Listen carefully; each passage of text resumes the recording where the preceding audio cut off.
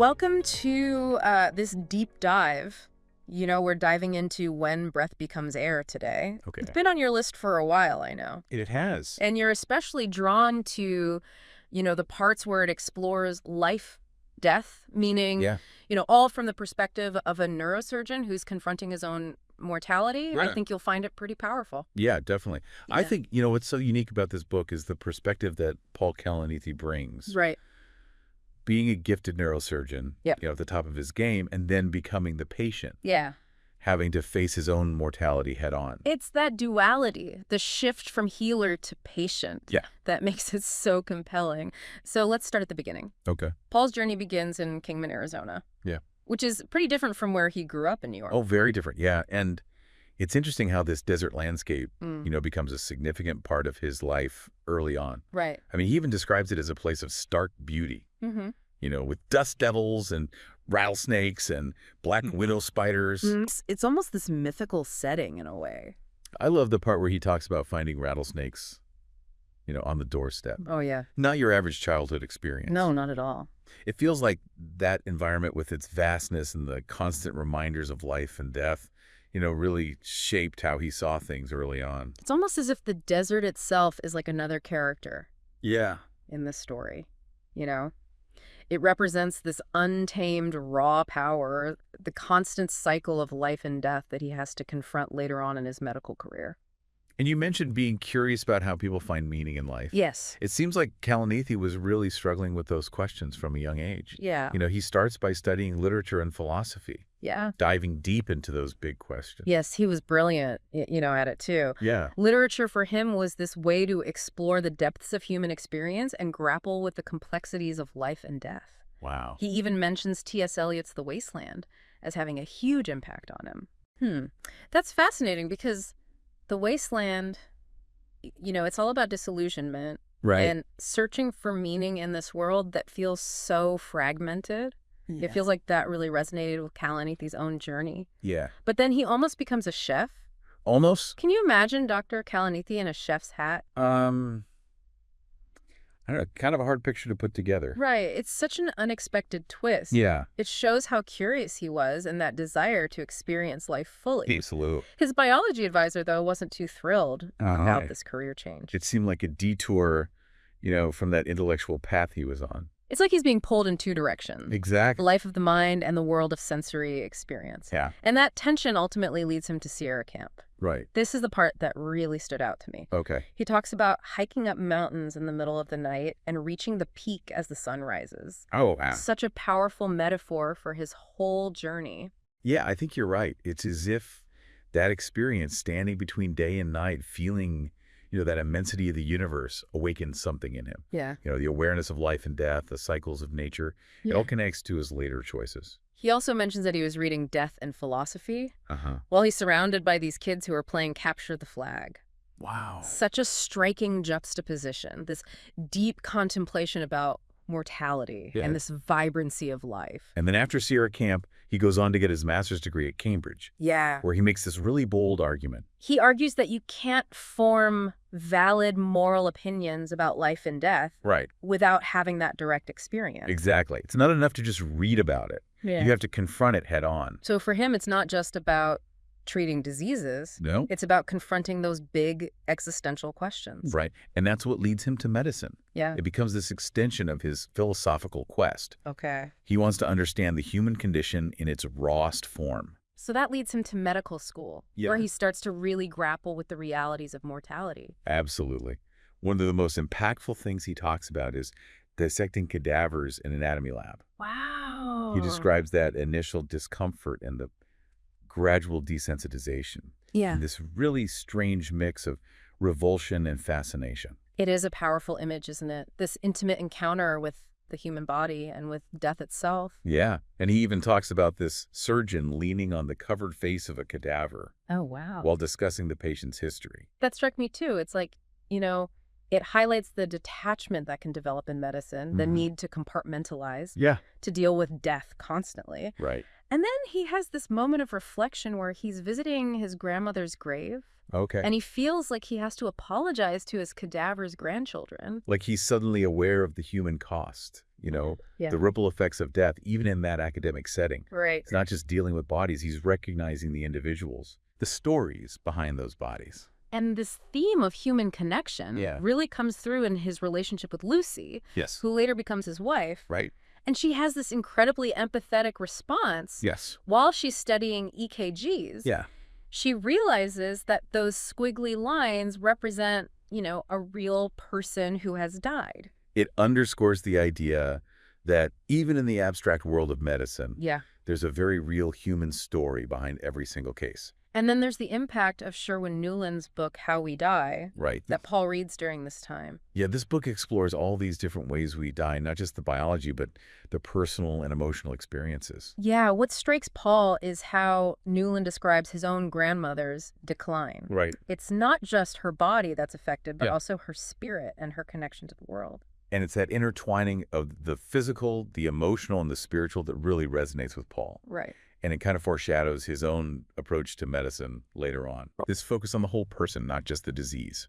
And then we come to his time in the labor and delivery ward. Yes, one of the most intense parts of medical training. He witnesses the miracle of birth Right. and the heartbreak of death. Yeah, sometimes in the same shift. Yeah. It's a real roller coaster. He describes, delivering preterm twins who tragically die soon after birth. Yes. And then in the same shift, experiencing the joy of delivering a healthy baby. It's that juxtaposition, the close proximity to life and death Yeah. that really affects him. It's a powerful reminder that even in those early years of training, Yeah. he's being forced to confront how fragile life is, Right. the weight of medical decisions. And it ultimately shapes his path as he decides to specialize in neurosurgery.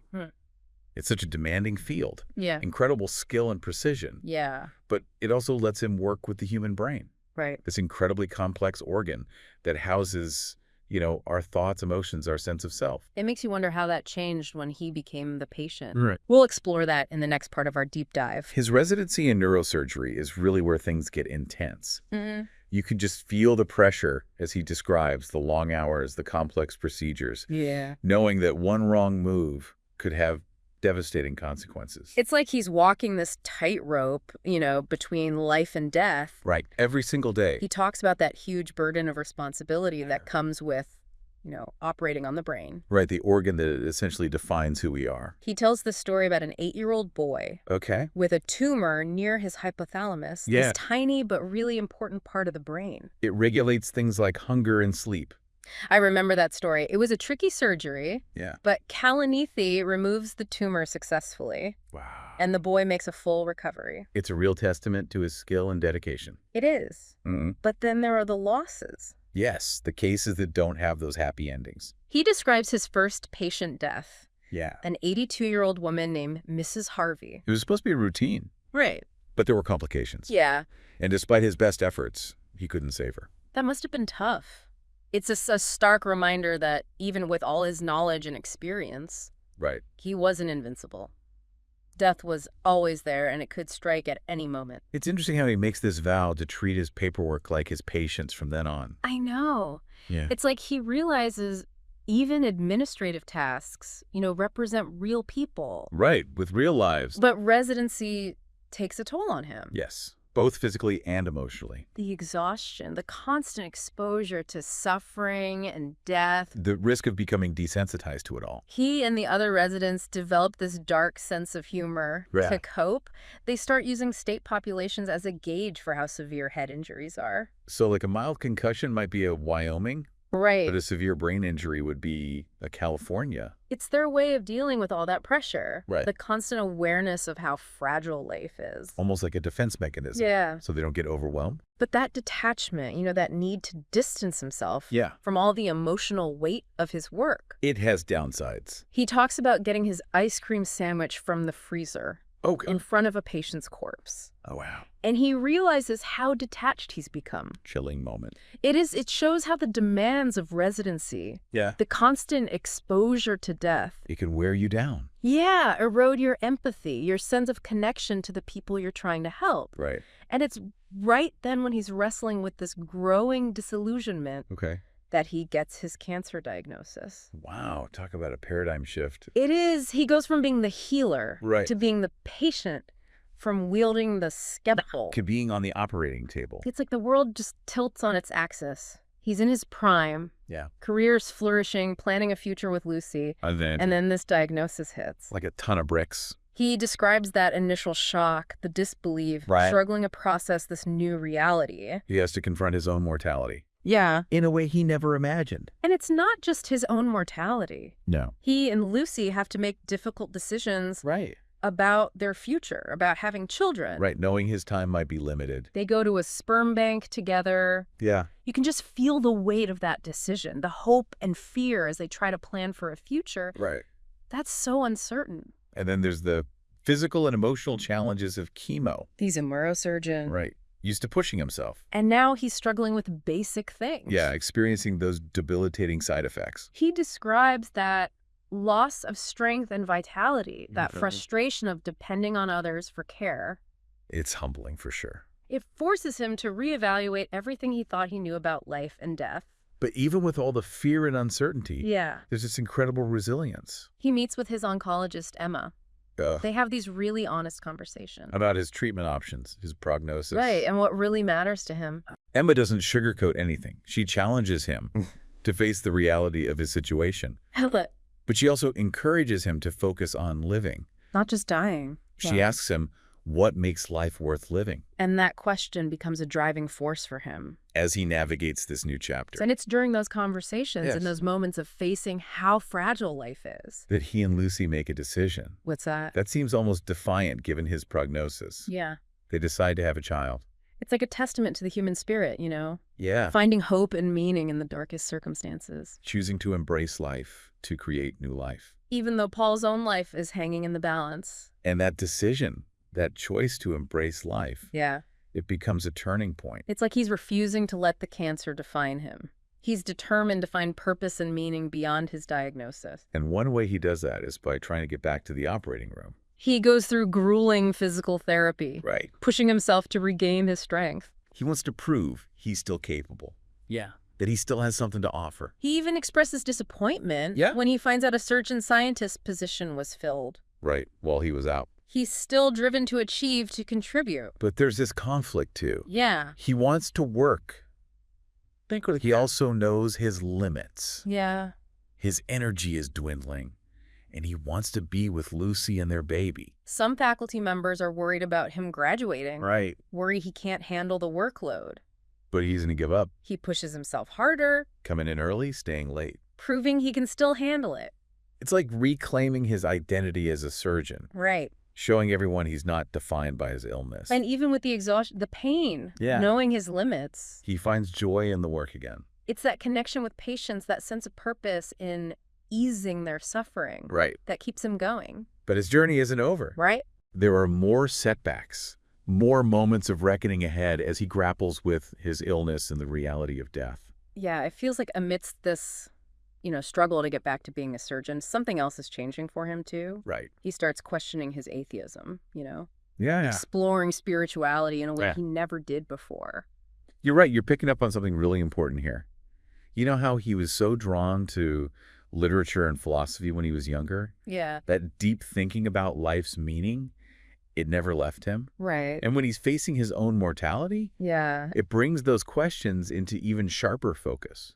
It's not just the physical stuff. It's an existential crisis. Yeah. Yeah. He's looking for a way to understand what's happening. Right. To find some kind of comfort when everything feels so unknown. Exactly. He starts going to church, Wow. exploring different faiths, reading theological texts. It makes you wonder, what did he find in all that? Yeah. Did it give him the answers he was searching for? I love that detail, though. Yeah. It shows he wasn't just blindly accepting things. No. He was really thinking critically about these ideas, finding his own way. Right. It's hard to say for sure, but it definitely gave him a different way to look at life and death. Right. He talks about experiencing something sacred, Yeah. connection to something bigger than himself. That reminds me of what you're saying about his experience at Sierra Camp. Yeah. Standing there between day and night, feeling that vastness. Right. It seems like those moments of awe, those times when he felt connected to something beyond the everyday, Yeah. were always important for him. Like he was realizing that science can't answer everything. Right. There are things we experience, things that give life, meaning that you can't observe scientifically. And while he's thinking about these big questions, Ah. he's also dealing with his illness. Right. There's this constant pull, Yeah. between wanting to live fully. To keep working and doing what he loves, Right. and those limits the cancer puts on him. He describes it as learning to embrace the tortoise's approach to life. He's not that energetic hare anymore, racing towards some goal.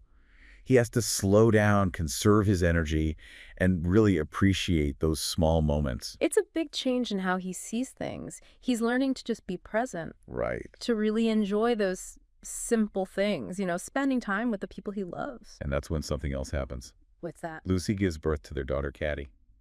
Wow, a new life entering the world just as his is fading. He writes so beautifully about holding her, Yeah. feeling her tiny body, knowing he might not be there to see her grow up. It's heartbreaking, but there's also this incredible tenderness. Yes, this fierce love for this new life, that he helped bring into the world. He talks about how time feels different, less about the future and more about right now. Yeah, it's not about achieving something big anymore. It's about just being, Yeah. cherishing those moments with his wife and daughter.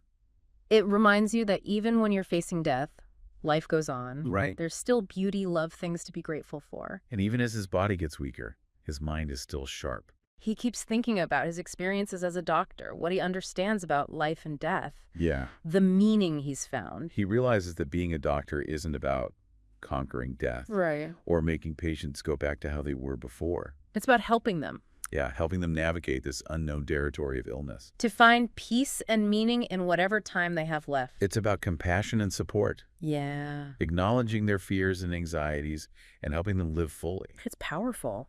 It shows how much his understanding of being a healer had changed. He's not just a surgeon. He's a guide, Right. a companion on this final journey. And then just 8 months after Caddy is born.